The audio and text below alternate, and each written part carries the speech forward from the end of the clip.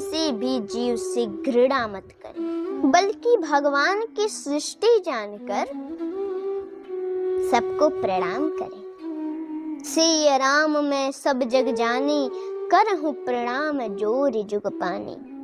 हम ये नहीं कह रहे हैं कि भगवान सब में हैं, तो कुत्ते को बिठा करके, माला पहना करके, टीका लगा करके आरती उतारी, ये नहीं कहते।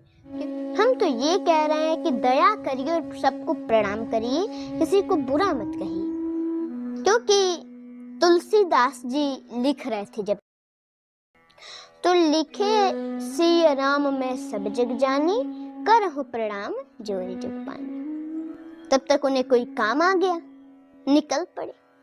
रास्ते में एक बालक मिला, बोला अरे महाराज उधर मत जाइए, साढ़ है मार देगा आपको। लेकिन तुलसीदास जी ने कहा नहीं मारेगा, उसमें भगवान है, मैं खुद ही लिखा हूँ। सिय राम मैं सब जग जानी, करहूं प्रणाम जोरी। जलचर थलचर नभचर नाना, जे जड़ चेतन जीव जहाना। तो जब सब में भगवान है, तब वो साढ़ हमें कैसे मार सकता है? नहीं मारेगा। और उधर गए और साढ़ दौड़ाने लगा। अब आप लोग एक बात समझिए कि वो बोले सब में भगवान है, तो फिर उस बच्चे में भी भगवान थे। शायद भगवान ही कह रहे हो कि अरे उधर मत जाओ, साढ़ है मार देगा।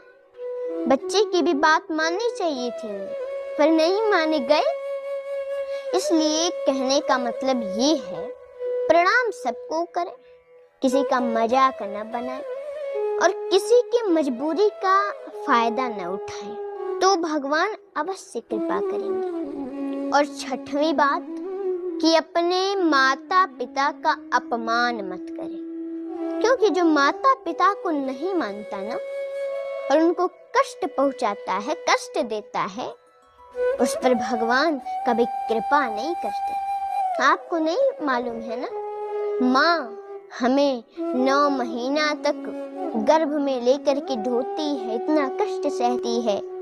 पिता कड़ी धूप में, बरसात में मेहनत करते हैं, पैसा कमाते हैं और पालन पोषण करते हैं परिवार का।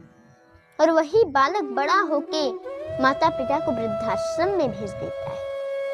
माँ ऐसी होती है ना, ये बालक छोटा होता है तो अगर बालक मलमूत्र कर देता है बिस्तर पे, तो उस गीले में माँ सो जाती है, पर सूखे में अपने पुत्र को सुलाती है।